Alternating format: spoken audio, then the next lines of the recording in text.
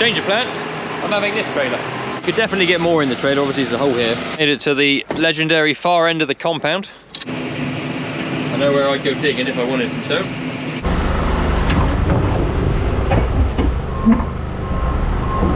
Right, morning people. Welcome back to another glorious day in Devon. We are going to be hooking on that trailer there today and shifting some dung. We are halfway through cleaning out some of our sheds here with the pressure washer. I'll show you that in a minute. I've just unhooked the sprayer off with the 155. Had to pull forward so I could get the block that the sprayer sits on from the mid-mount hitch off. Looks like I've had a little oil leak, which I think is coming out of the free flow return. Might wash that off later. But yeah, we're going to go hook on a trailer and shift some dung. Change of plan, I'm having this trailer. Craig's got the other one on the 130. So I'm going to take the Fleming. The stuff that I want to start moving has been turned once, so it's been like half composted, so it's a bit wetter.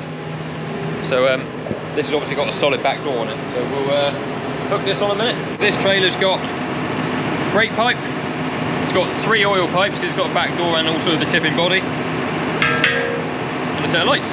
Now you might have seen, we featured on, me and Abby, featured on Crawford Farms video.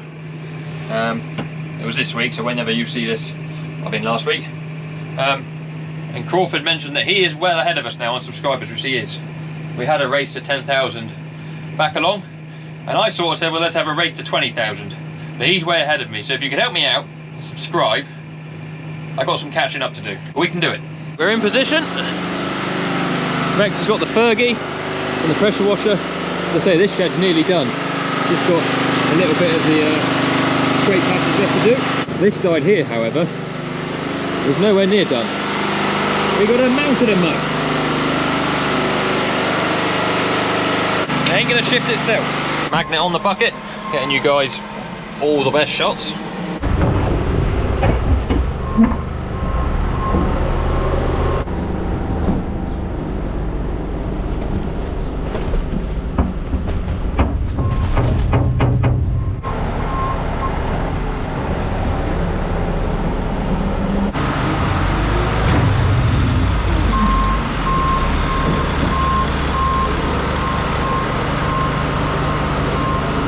Hopefully it stays there.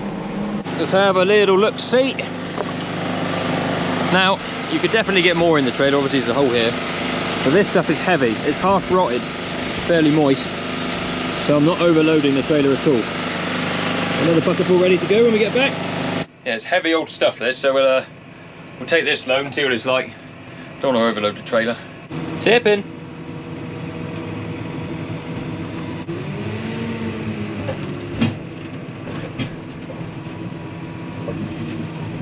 That was flipping heavy.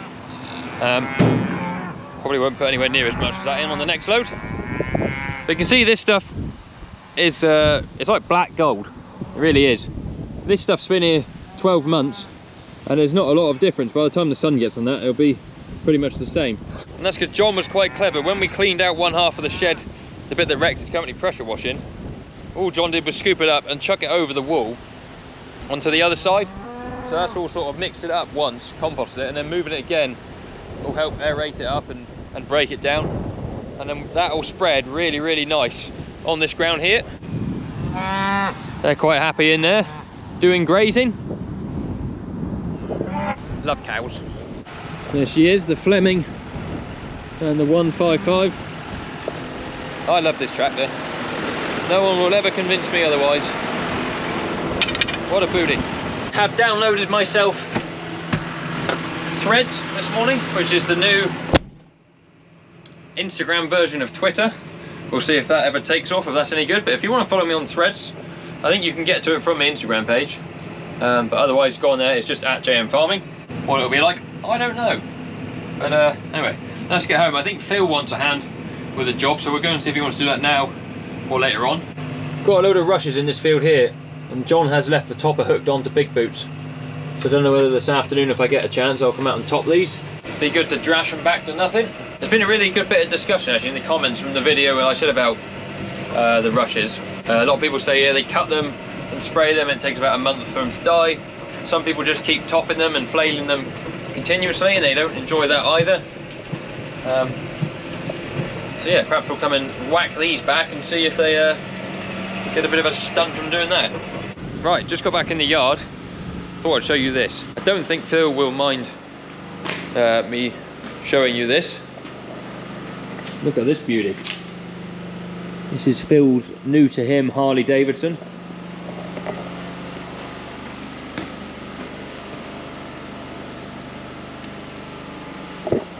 When asked why he bought it, he said it was an itch that he needed to scratch. So I think he's going to do a video about this bike on his own channel. So if you're not already, go and follow Keeping Busy with Dr. Phil on YouTube.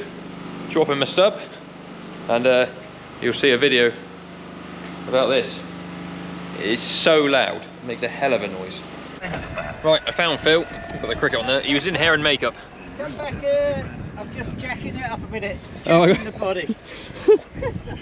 Right, get back an inch, new. Come on, England. The man said, whoa. Hey?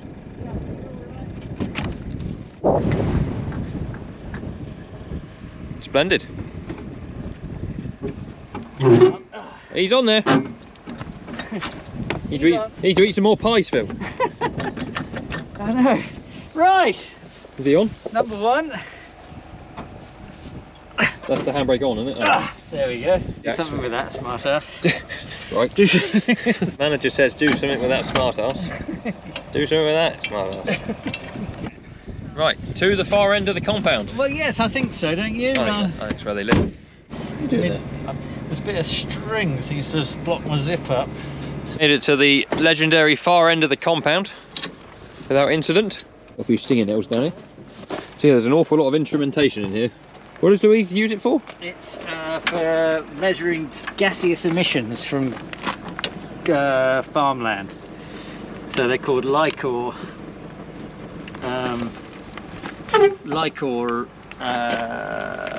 sensors. Well, good job I asked you. Lycor chambers they are. They're automatic. They measure. They'd be worth a film in the next act because they go. Yeah, they like close themselves up and open up. Yeah. On a timer, don't they? Yeah, and measure. I think it's nitrous, various nitrogen oxides. So NO2, NO3. Right, lunch. Right, as always round here, plans are changing. Just gonna stick the dog in a kennel. Phil's gone to play with his other mates up at the labs. He's doing something to do with the farm data website, or the website that we supply so people can view the data we produce. So I'm going to take another load of dung up to where I tipped the last load, and then I got some power harrowing I've got to do up there for one of Nick's plots for the BioConnect project. So I'd better do that today because, by the sounds of it, I am pretty much on my own here tomorrow. I've got a set of balls in there, that's good. Anyway, the power harrow's already up there. I just need to get up there and do it. So that's plan, I don't know what plan we're on now. Plan E for the day. Gotta love it.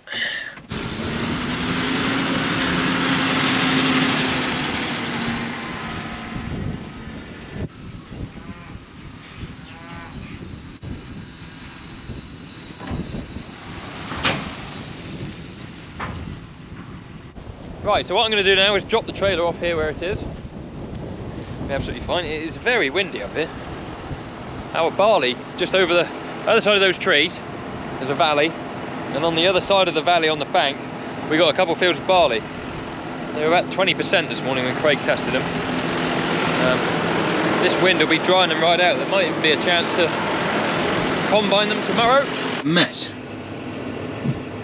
The dung is supposed to stay outside. God.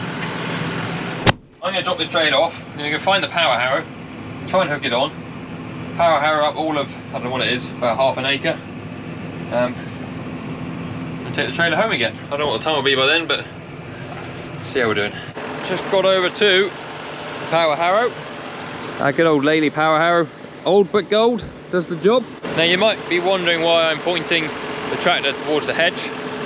If you come around to the back of the tractor here, you might see there's a bit of an issue with trying to hook up the power harrow. Usually there's something attached here, the top link. I haven't got mine on. Now, the saving grace of the situation is the fact that I've got one on the front for the weight. So I'm going to drop the weight off and nick the top link. Hoping this will work. I'm sure it will be. The power harrow is not that heavy. It's not like we're putting masses of weight on there. Better put it on the tractor a minute. That is 100% luck. No judgment there.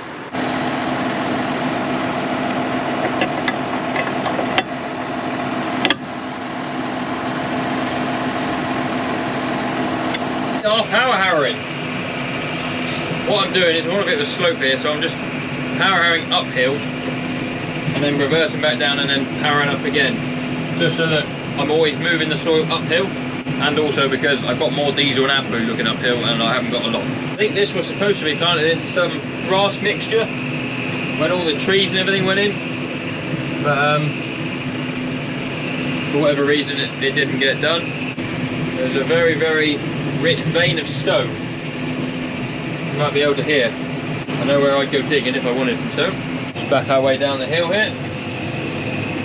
There's all the miscanthus. We'll go and have a look at that in a minute once I'm done. Off we go.